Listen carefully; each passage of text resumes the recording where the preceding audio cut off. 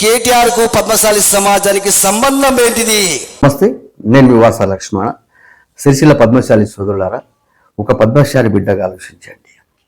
అక్కడ పద్మశాలిల జనాభా ఎంత, ఓటు బ్యాంక్ ఎంత, అధికారం ఎవరిది, అణిచివేత ఎవరిపైన జరుగుతున్నాయి, ఆత్మహత్యలు ఎవరికి జరుగుతున్నాయి, అనార్థాలు ఎవరికి జరుగుతున్నాయి, ఎవరు ఉపాసం ఉంటున్నారు, ఎవరు భోగభాగ్యాలు అనిపిస్తున్నాడు, అసలు కేటీఆర్ ఎవడు?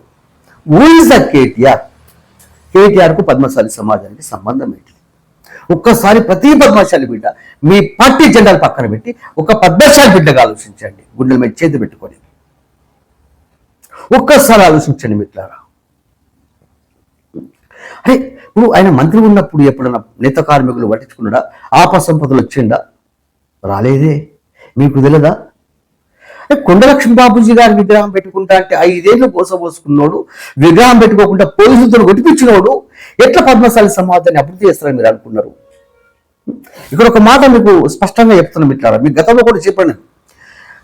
శ్రీశైలంలో కొండలక్ష్మి బాబుజీ విగ్రహం పెట్టుకుంటా అంటే పద్మశాలిని అణచివేస్తుండు, పోలీసులు కొట్టిపిస్తున్నారని మాకు సమాచారం వచ్చినప్పుడు మేము అక్కడికి ఎంటర్ అయినప్పుడు, అక్కడ కొండలక్ష్మి బాబుజీ విగ్రహం విషయంలో ఫైట్ చేస్తున్నప్పుడు కేటీఆర్ గారు మాకు హెచ్చరిక జారీ చేసిండు. వాసా లక్ష్మణ్ సిరిసిల్లకు వస్తారని ఎంత సార్లు చెప్పిండు. ఆయన వచ్చినామండి ప్రాణాలు లెక్క చేయకుండా. ఎందుకు? అక్కడ పద్మశాలి పరువు కాపాడదామని. అక్కడ కొద్దిమంది అన్నారట, సార్ కేటీఆర్ ఓడిపోతే వాసలక్ష్మి పేరు వస్తుంది. నాకెందుకండి పేరు? నీ పేరు కక్కిదలుగా. అరే, మొన్న కేటీఆర్ అనేవాడు ఓడిపోతే మొత్తం పద్మశాలి సమాజానికి, పద్మశాలి సమాజం అంటే అన్ని రాజకీయ పార్టీలకు ప్రాముఖ్యత ఏర్పడుతుంది కదా, పద్మశాలి బలం ఎంత తెలుస్తుంది కదా అనుకున్నాం. బస్ ఎన్నికలు రాగానే నంగనాచి మాటలు చెప్పే. వాస్తవానికి మొన్న కేటీఆర్ ఖచ్చితంగా ఓడిపోతారు అనుకున్నాం మేము. ఓట్లప్పుడు ఎన్నికలప్పుడు వచ్చి ఏదో అంటారు కదా, బుడ్డగల్ల భుజారం సడగల్ల సినారం, తెలంగాణ సామెత ఉంది కదా, ఈ దొంగ వెళ్ళిపోయి మొగలు నమ్మరాలు అంటారు కదా. వచ్చి ఎన్నికలప్పుడు వచ్చి ఇక నేను ఇక్కడి నుంచి మంచిగా ఉంటా, వారానికి 2 సార్లు వస్తా, ఊరు పట్టించుకుంటా, ఇసలాంటికి వెళ్ళిపోయిలని దొంగ వెళ్ళిపోయిపోయాగా ఏడంగానే మనం నవ్వి ఓటేస్తే ఇవాళ పరిస్థితి ఏంటిది? 29 మంది నేత కార్మికులు ఆత్మహత్య చేసుకున్నారు. నేత పరిస్థితి విచ్ఛిన్నమైపోయింది. ఎమ్మెల్యేగా వారికి బాధ్యత లేదా? నిన్న ఒక మంత్రి గారు నేను సంప్రదించినప్పుడు ఆ మంత్రి గారు అప్పుడు ఏమంటారంటే, వాసా లక్ష్మణ్ నువ్వు కాదయ్యా, అక్కడ ఎమ్మెల్యేగా వారికి బాధ్యత లేదా, వారు రమ్మని చెప్పు. వీడేమో ఓడా తడిపట్టేసుకుని కూర్చుంటాడా? ఎట్లయితే ఇంత ఓటు బ్యాంక్ ఉండి, ఇంత జనాభా ఉండి ఏ సంకేతం ఇస్తున్నాం సమాజానికి మనము?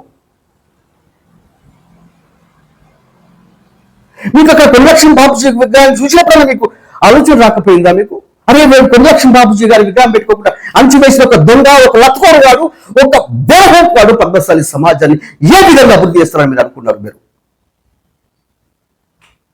ఒక్కసారి ఆలోచించండి పద్మశాలి సోదరులారా. ఇప్పటికైనా మించిపోయింది లేదు. మీరు కేటీఆర్ మర్చిపోండి. వాడిని మీరు అభిమానించేంత కాలం సిరిసిల్ల సమాజం, పద్మశాలి సమాజం సర్వనాశనం అవుతూ ఉంటుంది. ఒక స్లో పాయిజన్.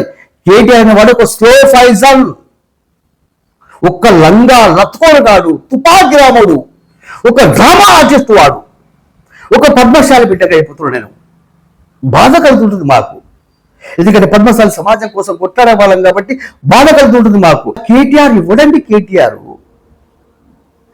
అరే పద్మశాలి ఉత్సవత కొట్టపోయాడు వాడు మన కాళ్ళ కాడ కూర్చోవన్న, వాడి కాళ్ళ కాడ మీరు కూర్చోబడుతుంది.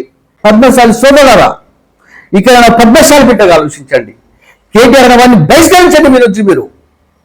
అప్పుడు పద్మశాలి పౌరుషం కాపాడుతాం, పద్మశాలి పౌరుబంధం చూపిద్దాం. అక్కడ మీరు బహిష్కరిస్తే మీ కాళ్ళ కాడ కూర్చుంటాడు వాడు.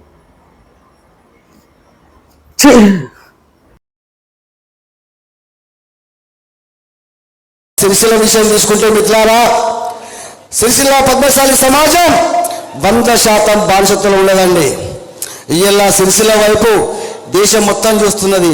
అరే, సిరిసిల్ల పద్మశాలీలు వాళ్ళ ఓట్లు కూడా వాళ్ళు వేసుకోలేని దరిద్రంలో ఉన్నారా అని అనుకుంటున్నారు. కేటీఆర్కు పద్మశాలి సమాజానికి సంబంధం ఏంటిది? ఏంటి సంబంధము?